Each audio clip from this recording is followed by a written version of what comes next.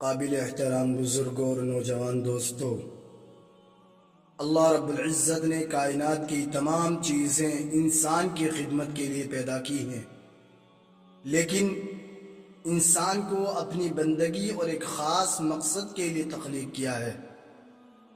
اس مقصد کی تکمیل کے لیے جو سب سے قیمتی سرمایہ ہمیں عطا کیا گیا وہ وقت ہے۔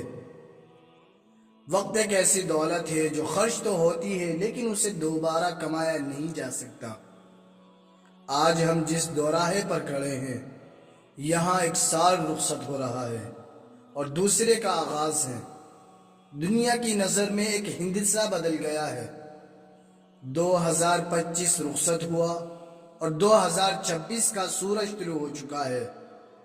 دنیا دار لوگ اسے جشن، ہنگاموں، چراغاں اور لہو و لعب کے ذریعے مناتے ہیں، لیکن ایک صاحب ایمان اور باشعور انسان کے لیے یہ وقت ہنگامہ آرائی کا نہیں بلکہ سکتہ طاری کر لینے کا ہے۔ یہ وقت رک کر اپنی پشت پر دیکھنے کا ہے کہ ہم نے پیچھے کیا چھوڑا۔ انسان کی سب سے بڑی نادانی یہ ہے کہ وہ سمجھتا ہے کہ میری عمر بڑھ رہی ہے، حالانکہ حقیقت یہ ہے کہ ہرگز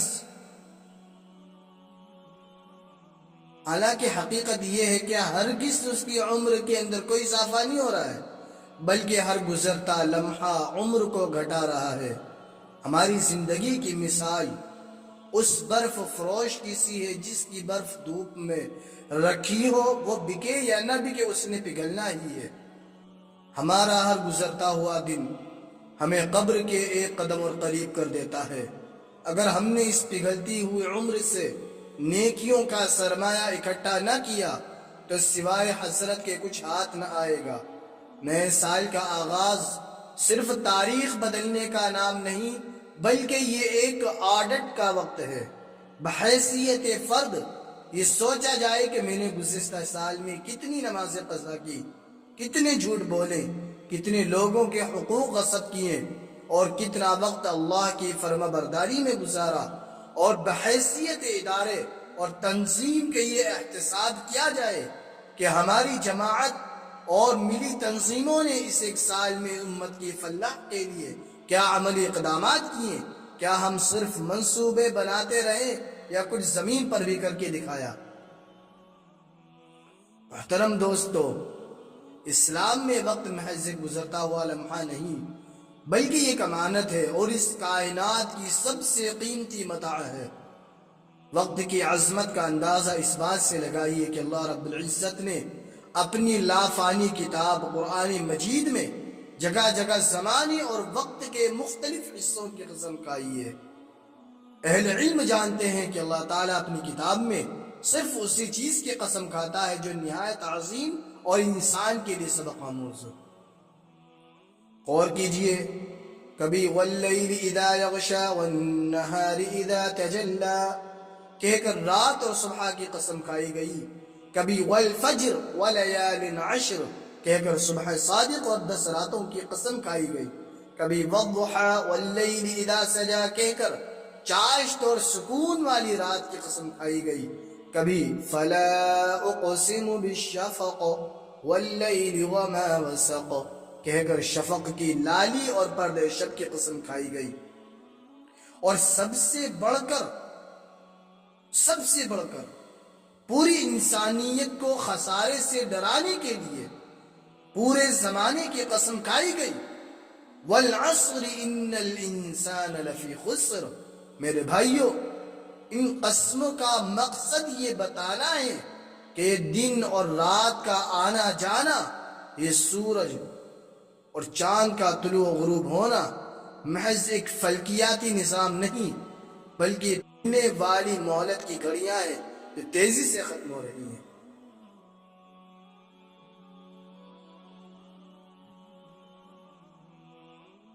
اللہ تعالیٰ نے قرآن مجید میں منکرین حق سے ہونے والے ایک سوال کا ذکر فرمایا ہے جو ہم سب کے لیے لمحہ فکریہ ہے۔ ارشاد ہوتا ہے، اولم نعمرکم ما یتذکر فیہ من تذکر، کیا ہم نے تم کو اتنی عمر نہیں دی تھی جس میں نصیحت حاصل کرنے والا نصیحت حاصل کر سکتا؟ قیامت کے دن انسان یہ عذر پیش نہیں کر سکے گا کہ مجھے موقع نہیں ملا۔ حضور اکرم صلی اللہ علیہ وسلم نے صاف طور پر یہ ارشاد فرمایا کہ قیامت کے دن کسی بندے کے قدم اس وقت تک اپنی جگہ سے نہیں ہل سکیں گے جب تک اس سے یہ نہ پوچھ لیا جائے کہ عمر کس کام میں گزاری اور اپنی جوانی کہاں صرف کی۔ حضرت عبداللہ بن عباس رضی اللہ عنہما سے مروی ہے کہ نبی کریم صلی اللہ علیہ وسلم نے ارشاد فرمایا، دو نعمتیں ایسی ہیں جن کے بارے میں بہت سے لوگ دھوکے اور خسارے میں مبتلا ہیں، ایک صحت اور دوسری فراغت۔ عزیز بھائیو، ہم سمجھتے ہیں کہ جب ہم فارغ ہیں تو یہ وقت کاٹنے کے لیے ہے۔ یاد رکھیے، وقت کاٹا نہیں جاتا، وقت کے سینے پر نیکیوں کے نقوش ثبت کیے جاتے ہیں۔ جو قومیں اپنا محاسبہ خود نہیں کرتی، پھر زمانے کی طاقتیں ان کا گریبان تامتی ہیں۔ آج اگر ہم زوال کی دلدل میں ہیں تو اس کی بڑی وجہ وقت کی بے رحمی سے بربادی ہے۔ ہم نے وقت کو مارنا سیکھ لیا ہے، حالانکہ وقت ہمیں مار رہا ہے۔ جس امت کو وقت کا سب سے بڑا قدردان ہونا چاہیے تھا، آج وہی امت وقت کو سب سے زیادہ بے دردی سے ضائع کرنے والی بن چکی ہے۔ اللہ تعالیٰ نے اسلام کے پورے ڈھانچے کو وقت کی زنجیر سے باندھ رکھا ہے۔ غور کیجئے، اگر نماز وقت مقررہ سے 1 منٹ پہلے پڑھیں تو نہیں ہوتی، وقت گزر جائے تو قضا ہو جاتی ہے۔ صبح صادق کے 1 سیکنڈ بعد تک کھائے تو روزہ نہیں ہوتا، اور غروب آفتاب سے لمحہ پہلے افطار کر لے تو روزہ ٹوٹ جاتا ہے۔ اسی طرح قربانی ہو یا حج کے افعال، زکوٰۃ کا سالانہ نصاب ہو یا عیدین کی نماز ہو، ہر عبادت وقت کے ساتھ جڑی ہے اور ہمیں چیخ چیخ کر کہہ رہی ہے کہ اے مسلمان، وقت کی قدر کر، یہ تیرے رب کا مقرر کردہ میزان ہے۔ لیکن افسوس کہ آج وقت گزاری، ٹائم پاس ہماری زندگی کا سب سے بڑا مشغلہ بن چکا ہے۔ ہوٹل بازی، بے مقصد سیر و تفریح، سوشل میڈیا کی بیہودہ ویڈیوز، موبائل اسکرین پر گھنٹوں ضائع کرنا ہماری پہچان بنتی جا رہی ہے۔ ہماری شادی بیاہ کی تقریبات میں جس طرح راتوں کو بے دردی سے ضائع کیا جاتا ہے، وہ کسی المیے سے کم نہیں ہے۔ یہاں تک کہ ہماری دینی مجالس، جلسوں میں بھی وقت کی پابندیوں کا خیال نہیں رکھا جاتا۔ پروگراموں کا دیر سے شروع ہونا، بے مقصد طوالت اختیار کرنا، اس بات کی دلیل ہے کہ ہم سے احترام وقت کا جذبہ رخصت ہو چکا ہے۔ حکماء فرماتے ہیں کہ وقت ضائع کرنا خودکشی سے زیادہ برا ہے، کیونکہ خودکشی تمہیں دنیا سے کاٹتی ہے، جبکہ وقت کا ضائع کرنا تمہیں اللہ سے کاٹ دیتا ہے۔ رجب المرجب، عزیز دوستوں اور بزرگوں، وقت کی اہمیت اور عمر کے احتساب پر گفتگو کے تسلسل میں یہ بات نہایت ضروری ہے۔ اس وقت جس ماہ مبارک کے سائے میں سانسیں لے رہے ہیں اس کی قدر پہچانے۔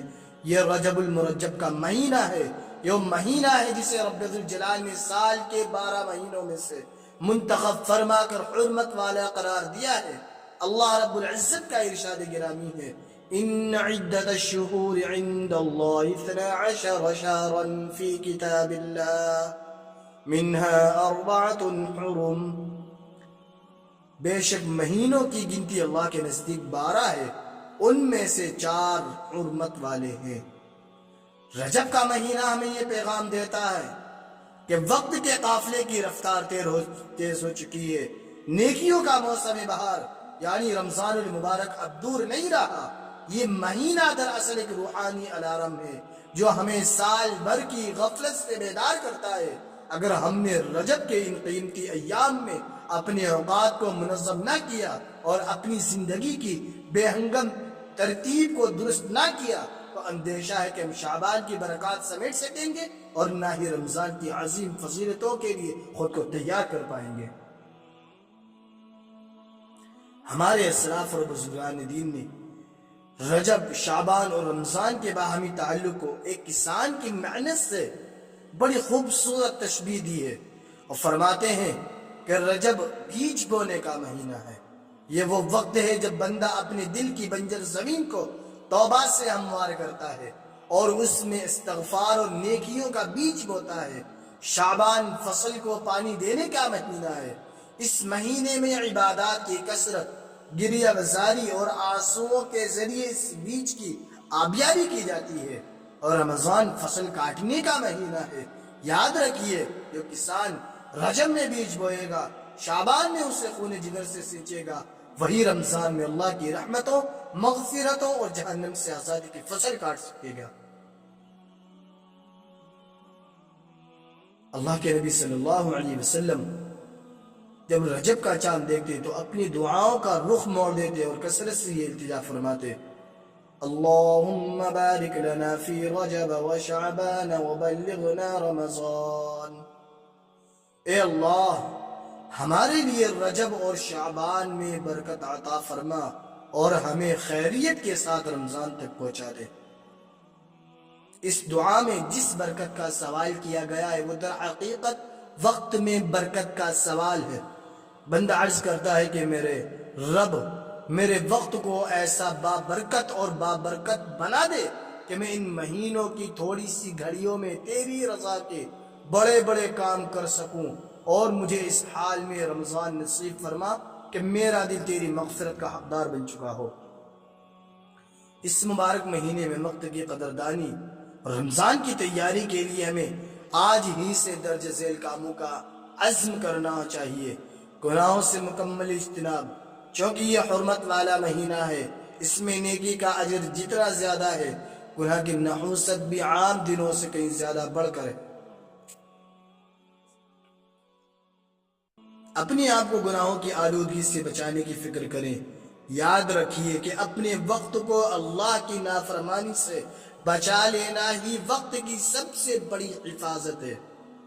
توبہ و استغفار کی کثرت، پچھلے پورے سال کی کوتاہیوں اور ضائع شدہ اوقات پر سچے دل سے توبہ کریں تاکہ رمضان کی آمد سے پہلے ہمارے دل کا برتن پاک و صاف ہو جائے اور وہ انوار الہی کو جذب کرنے کے قابل ہو سکے۔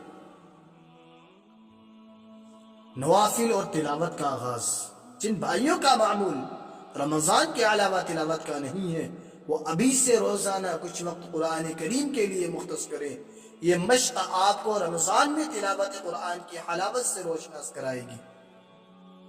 میرے پیارے بھائیوں، اس لیے رجب کے اس بابرکت مہینے میں اور نئے سال کی دہلیز پر ہمیں یہ عزم مصمم کرنا ہے کہ ہم اپنی زندگی کے ایک ایک لمحے کا پہرا دیں گے۔ لا یعنی باتوں، فضول مجلسوں، موبائل کے غلط استعمال سے توبہ کریں گے، اپنے عبادات اور دنیاوی کاموں کو وقت کی پابندی کے سانچے میں ڈالیں گے اور رجب کے ان ایام کو غنیمت جان کر رمضان کی تیاری بھی شروع کریں گے۔ اگر ہم سب یہ عزم کر لیں اور اپنے اوقات کو منظم کر لیں تو دنیا کی کوئی طاقت اس امت مرحومہ کی سربلندی کو نہیں روک سکتی۔ اللہ تعالی ہمیں وقت کی قدر کرنے والا اور اس کے صحیح استعمال کی توفیق عطا فرمائے۔ آمین وآخر دعوانا ان الحمد للہ رب العالمین۔